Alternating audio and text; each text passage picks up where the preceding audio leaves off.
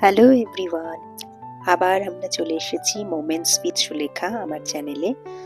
তো আজকে আবার আমি আরেকটা ব্লগ নিয়ে চলে এসেছি। তো আজকে যাচ্ছি জগদ্ধাত্রী পুজো দেখতে। তো জগদ্ধাত্রী পুজো কলকাতায়, জগদ্ধাত্রী পুজো কয়েকটা দেখতে যাচ্ছি। তো আমার সাথে চলে এসেছে আমার বন্ধু আবার মোনালিসা। তো চন্দননগর তো যাওয়া হলো না, যেহেতু সময়ের অভাব, এই জন্য চন্দননগরটা খুব একটা যাওয়া হলো না। তো ভাবলাম যখন জগদ্ধাত্রী পূজা ছুটি আছে তখন কলকাতারই কয়েকটা জগদ্ধাত্রী পূজা দেখে নিই। তো সেটাই দেখতে বেরিয়েছি আমরা। তো ওই রাস্তায় যেতে যেতে এই তখন সানসেট হচ্ছিল আর এত সুন্দর লাগছিল তখন দেখতে। তো ভাবলাম কিছুটা মোমেন্টস তোমাদের সাথে ক্যাপচার করে নিই।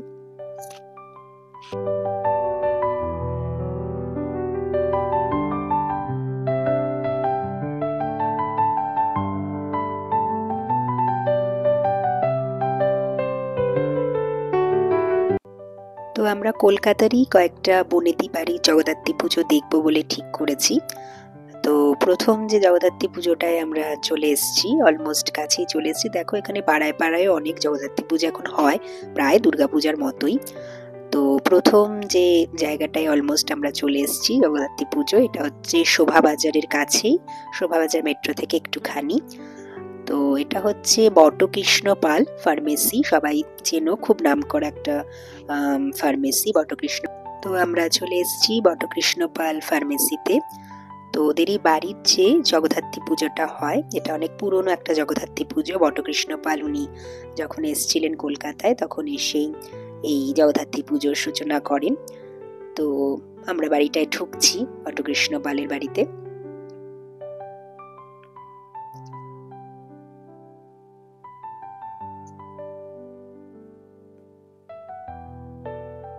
তো এখানে ওনার ফার্মেসিটা প্রথমে আছে, ফার্মেসিটাই যেখানে মেডিসিনের সব জিনিস বিক্রি হয়। তো ওর ভেতরে বাড়িটা, বাড়ির ভেতরে পুজোটা হয়। তো আমরা ওখানেই যাচ্ছি ওইখানে পুজোটা দেখতে।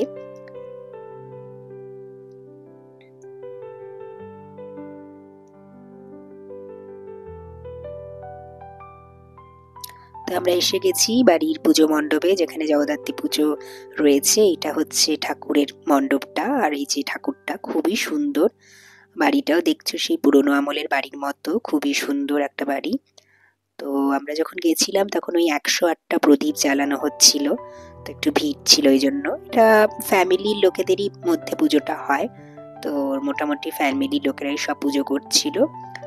তো 108টা প্রদীপের তখন জ্বালানো, তো এখানে 108টা প্রদীপ জ্বালানো হচ্ছিল। তো সেটাই আমরা কিছুক্ষণ দাঁড়িয়ে দেখছিলাম। তো বাড়িটাও তোমাদের একটু দেখানোর চেষ্টা করি, যেরকম পুরনো বাড়িগুলো আগেকার দিনে ছিল, বিশেষ করে উত্তর কলকাতার যে বাড়িগুলো যেরকম ছিল, বড় বড় বারান্দা, ওপরে একটা খোলা ছাদ। তো ওইগুলোই ওরকমই বাড়িটা, পুরনো আমলের মতো। তো এখানে কিছুক্ষণ আমরা পুজোটা দেখছিলাম, পুজো চলছিল যেহেতু। আর ঠাকুরটাও দেখতে পাচ্ছ, খুব সুন্দর ঠাকুরটা।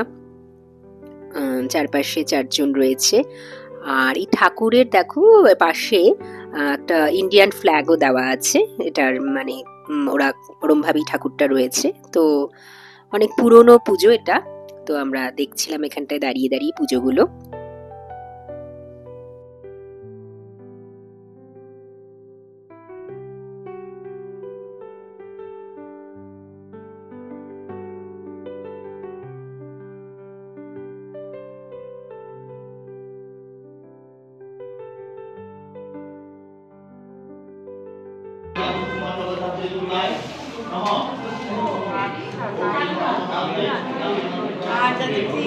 ঠিক আছে, না না না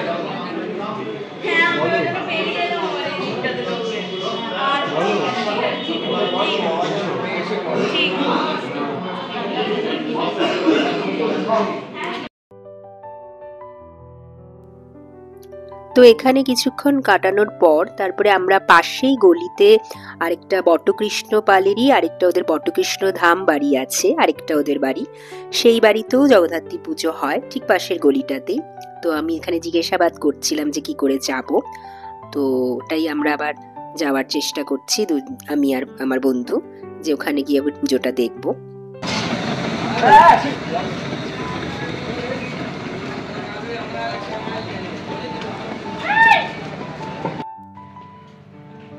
তো আমি হেঁটে যাচ্ছিলাম পাশের গলিটা দিয়ে, সবাইকে জিজ্ঞেস করতে করতে যে একটুখানি যাওয়া 5-10 মিনিটেরই রাস্তা, সরু সরু। আর গলিগুলো দেখতেই পাচ্ছ, সেই উত্তর কলকাতা, সরু সরু গলি, দুপাশে বাড়ি, একদমই একটা নস্টালজিক ফিলিং।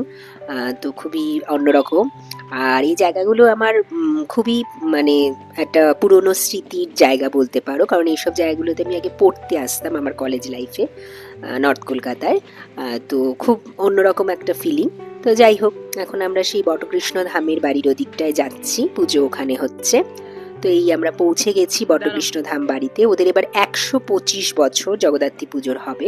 তো এটা বটকৃষ্ণ পাল মহাশয়ের বাড়ি এবং এখানে 125তম বর্ষের পুজো হচ্ছে। তো আমরা এর ভেতরে এবার ঢোকার চেষ্টা করছি যে এই পুজোটা আবার দেখবো আমরা।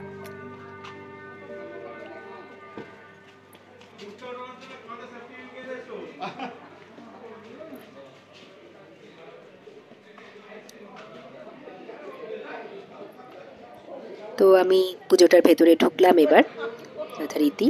তো যাচ্ছি ভেতরটায়। তো এখানে সবাই পুজোতে এখন এখানেও 108টা প্রদীপের টাইম হচ্ছিল, ওই সময়ই 108টা প্রদীপ জ্বালানো হবে। আমরাও এখানেও 108টা প্রদীপ জ্বালানোর সময় ঢুকলাম। এই বাড়িটাতে প্রচুর লোক ছিল এই সময়টায়, কারণ প্রচুর ভিড় ছিল আর প্রচুর লোকজন এসেছিল ফটো টটো তুলতে, ভিডিও তুলতে। আমাদেরই মতো প্রচুর লোকজন এসেছিল। আর এখানের বাড়িতে মানে আগের বাড়িটা তো আমি দেখলাম যে বাড়ির মেয়েরা সব এক রকমের শাড়ি পরেছে, এখানেও দেখলাম বাড়ির মেয়েরা সব এক রকমের শাড়ি আর ছেলেরা সব এক রকমের ধুতি পরেছে একই রকমের ভাবে। তো এইটা হচ্ছে বাড়ির পুজো মণ্ডপ, খুবই সুন্দর দেখতে পুজোটা। এখানে এই বাড়িটা তো ভীষণই ভালো লেগেছে আমার। তো এখানে সব পুজোর জন্য রেডি হচ্ছিল যে 108টা প্রদীপ জ্বালানো হবে। আমরা ঠিক ওই টাইমটাই ঢুকেছিলাম। আর চারদিকেই সবাই দেখছো ফটো টটো তুলছে, তো আমি দাঁড়িয়ে দেখছিলাম। তো এখানে ঠাকুরটাও এরকমই, আগের ঠাকুরটার মতোই, ওই রকমই, একটুখানি আলাদা। তবে এখানে ঠাকুরের একটা বৈশিষ্ট্য হচ্ছে, এখানে যে জগদ্ধাত্রী ঠাকুর সে হচ্ছে হাঁটু গেড়ে বসা এবং পাটা দেখা যাচ্ছে না এর। তো সিংহের ওপর হাঁটু গেড়ে বসা ঠাকুরটা। তবে এই ঠাকুরটার মধ্যেও ওই একই রকম বৈশিষ্ট্য আছে, ইন্ডিয়ান ফ্ল্যাগ দেওয়া পেছনটায়। তো আমরা বসে দেখছিলাম কিছুক্ষণ।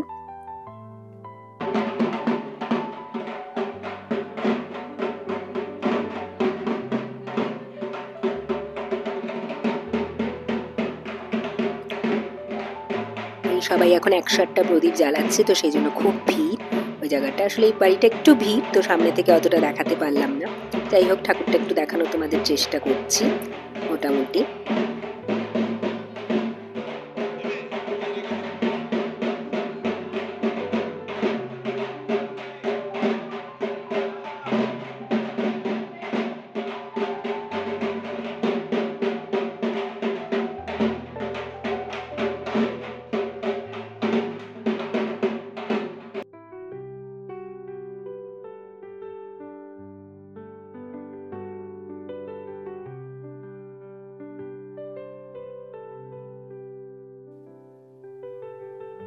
তো এইবার এখানে কিছুক্ষণ সময় কাটিয়ে এবার আমরা ভাবলাম একটু গিরিশ পার্কের দিকে যাই। তো আমরা একটা অটোতে উঠেছিলাম গিরিশ পার্কের দিকে, যে খেলার ভবন যে বাড়িটা আছে সেটাতে আমার যাওয়ার খুব ইচ্ছা ছিল। তো সেই বাড়িটায় যাব, তো এই জন্য অটোতে উঠলাম আমরা ওখান থেকে, যে অটো করে যদি যাওয়া যায়, যেটা পাথুরিয়াঘাটা রাজবাড়ি বলা হয়।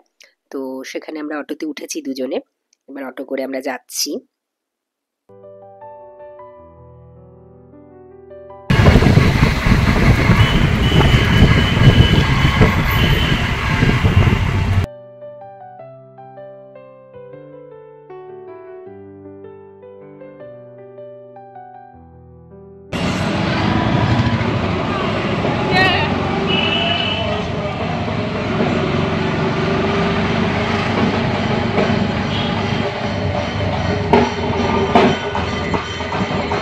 এটা গিরিশ ভবন।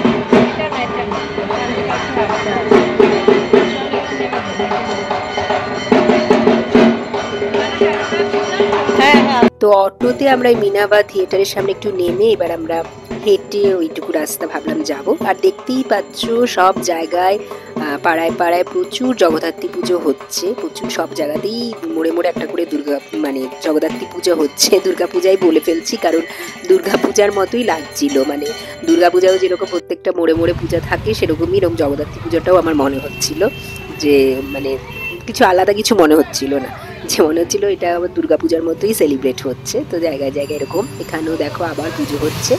তো এখান থেকে কিছুটা হেঁটে আমরা এবার যাবো এখানে পাথুরিয়া ঘাটা রাজবাড়ি। তো একটু হাঁটাটা একটু বেশি ছিল, আমরা আসলে রাস্তাটা খুব একটা চিনতে পারছিলাম না বলে আগেই নেমে পড়েছি। তো এবার আর দেখতেই পাচ্ছ লাইটিং চারদিকে, এত লাইটিং, মানে দুর্গাপূজা আর জগদ্ধাত্রী পূজার মধ্যে কোনো ডিফারেন্স পাওয়া যাচ্ছে না বেসিক্যালি। তো চারদিকে রাস্তা জুড়ে লাইটিং রয়েছে। তো আমরা হেঁটে যাচ্ছি এবার ওই বাড়িটার দিকে।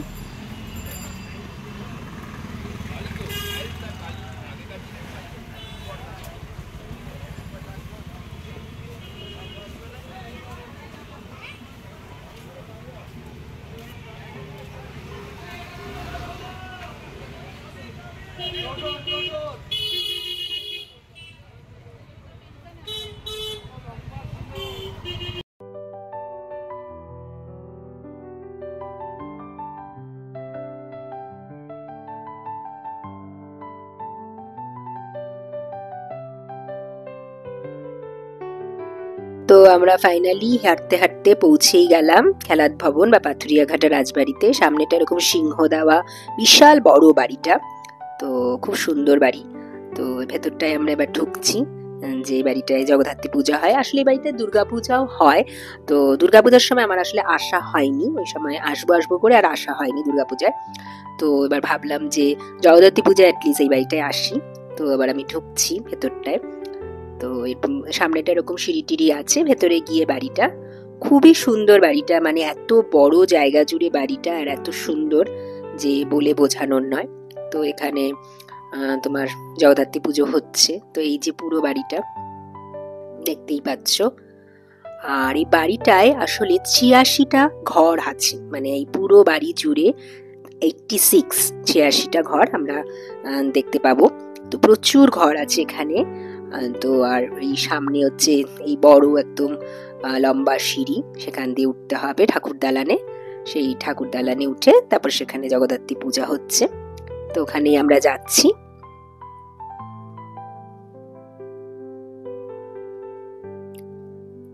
তো আমি হেঁটে এতটাই ক্লান্ত হয়ে গেছি যে আমি একটু বসে পড়েছি আগেই।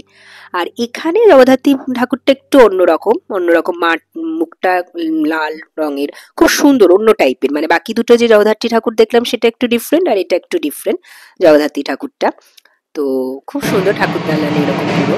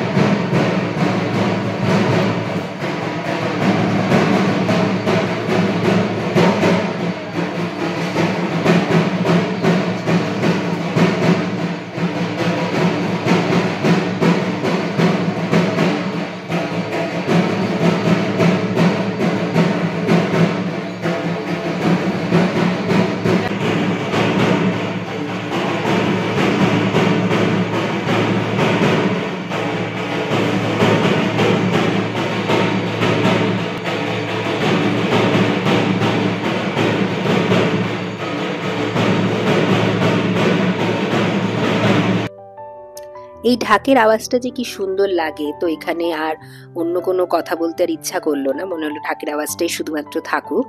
আর এই ঠাকুরটা দেখছো চারপাশে এই রামকৃষ্ণদেব, সারদা দেবীরও একটা মূর্তি করা আছে। তো আমি এখানে ঠাকুর দালানে বসে কিছুক্ষণ বসেছিলাম, বসে সময় কাটাচ্ছিলাম। খুব ভালো লাগছিল এখানে বসে, শান্ত নিরিবিলি। এখানটা একদম শান্ত ছিল। বাকি দুটো বাড়িতে একটু যেহেতু খুব ভিড় ছিল, একটা বাড়িতে আর একটা বাড়িতেও লোকজনের ভিড় ছিল। এই বাড়িটাতে খুব একটা ভিড় একেবারেই ছিল না। এত বড় বাড়ি অথচ একদমই লোকজন নেই, সেটা একটা অদ্ভুত ব্যাপার। আর খুব মানে শান্ত, সেটাও একটা অন্যরকম একটা ভালো লাগছিল এই বাড়িটাতে। আর এই ঠাকুরটা দেখতেই পাচ্ছ, এই ঠাকুরটার একটা বৈশিষ্ট্য আছে। এই ঠাকুরটা, এটা হচ্ছে ওদের গৃহদেবতা খেলাত ভবনের। আর এই ঠাকুরটার একটা বৈশিষ্ট্য ছিল, এই ঠাকুরটার দুপাশে দুটো মূর্তি ছিল। আমি ঠাকুরমশাইকে জিজ্ঞেস করলাম, তো ঠাকুরমশাই আমায় বললো যে একদিকে বেদব্যাস আছে আর একদিকে হচ্ছে নীলকণ্ঠ মহাদেব আছে। তো সেটা আবার একটু অন্যরকম, এরকম জগদ্ধাত্রী ঠাকুরের সাথে এরকম দুজন রয়েছে। আর এই বাড়িটা, ওখানে একজন ভদ্রমহিলা এসেছিল, ওনারাও দেখতে এসেছিলেন জগদ্ধাত্রী পুজো। তো উনি আমাকে বললেন যে এই বাড়িটা অনেক মানে আগেও খুব পপুলার একটা বাড়ি, এবং এই বাড়িতে নাকি একসময় শ্রীমা মানে সারদা মা এসে এখানে কোনো একটা ঘরে থেকেছিলেন। তো সেই ঘরটার জানা গেল না কোন ঘরটা, কারণ লোকজন যেহেতু বললাম বেশি ছিল না, তো কাউকে জিজ্ঞেস করতে পারলাম না, তো ঘরটাও দেখতে পেলাম না। তো উনি আমাকে গল্প বললেন এখানে শ্রীমা সারদা মা এসে কোনো একটা জগদ্ধাত্রী পুজোতে এসে বোধহয় কোনো একদিন অনেকদিন ছিলেন ওই ঘরটাতে। আর শুনলাম এখানে যে রানীমা, যে এই বাড়ির যে এখনো পর্যন্ত রানীমা, সে নাকি এখনো এই বাড়িতে কোনো একটা ঘরে থাকে। তো দেখছিলাম কয়েকটা ঘর খোলা। তো এই আর কি, এই গল্পটা ওনাদের কাছ থেকে শুনলাম।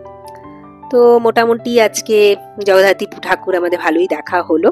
দেখে টেকে ওখান থেকে আবার আমরা চলে এলাম। তো একটু খিদে পেয়ে গেছিল, তো পাশেই দোকানে একটা থেকে আমরা ফিশ ফিঙ্গার আর ফিশ বাটার ফ্রাই দুজনে মিলে একটু খেলাম, কারণ এতটা ঘুরে হেঁটে খুবই খিদে পেয়ে গেছিল। তারপর যাই হোক, ওখান থেকে আমরা ভাবলাম এবার একটু বাড়ির দিকেই যাওয়া যাক। তো মেট্রোতে উঠলাম শোভাবাজার থেকে। তারপরে মেট্রো থেকে নেমে একটা জায়গায় নামলাম, নামার পরে নাগের বাজারে। তখন ওখানে বললো যে জগদ্ধাত্রী পূজার জন্য নাকি সব কিছু বন্ধ, মানে কোনো বাস চলছে না, অটো চলছে না, কিছুই চলছে না। তো ফাইনালি আমরা তখন একটা ঠিক করলাম, একটা রিক্সায় উঠি। রিক্সায় উঠে রিক্সা বাড়িতে আসতে হবে, বাড়িতে রিক্সায় উঠে আবার ওখান থেকে আমাদের যে বাস স্টপ সেখানে যেতে হবে। তো রিক্সায় উঠেছি, সেখান থেকেই আমরা লাস্টে আমরা যাচ্ছি হচ্ছে রিক্সায়। ওটাই আমাদের পাত্র ছিল লাস্টে যাওয়ার, এটা আমরা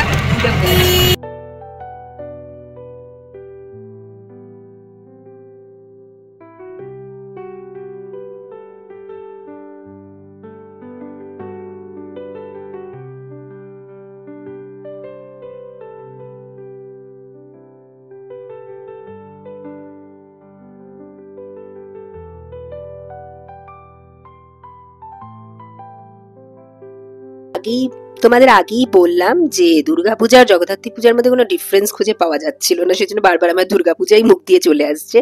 চারদিকে লাইটিং, মানে মনে হচ্ছে দুর্গাপূজাতেই আবার বেরিয়েছি। তো জগদ্ধাত্রী পূজাতেও যে এত জগদ্ধাত্রী পূজা হয় এখন কলকাতা শহরে, এটা আমার খুব একটা আইডিয়া ছিল না। যদি না বেরোতাম তাহলে ঠিক জানতে পারতাম না যে এতটাও দুর্গাপূজার মতো জগদ্ধাত্রী পূজা হয়। তো সেই দেখলাম সব জায়গায় লাইটিং ফাইটিং দিয়ে, মানে জগদ্ধাত্রী পূজাটাও এখন ইয়ে। তো লাস্টে আমরা আবার বাসে চললাম। তো আজকে আর আমাদের মনে হয় না কোনো ভেহিকেলই বাদ আছে, মানে ওলা, মেট্রো, রিক্সা, বাস সবেতেই আজকে আমরা উঠেছি।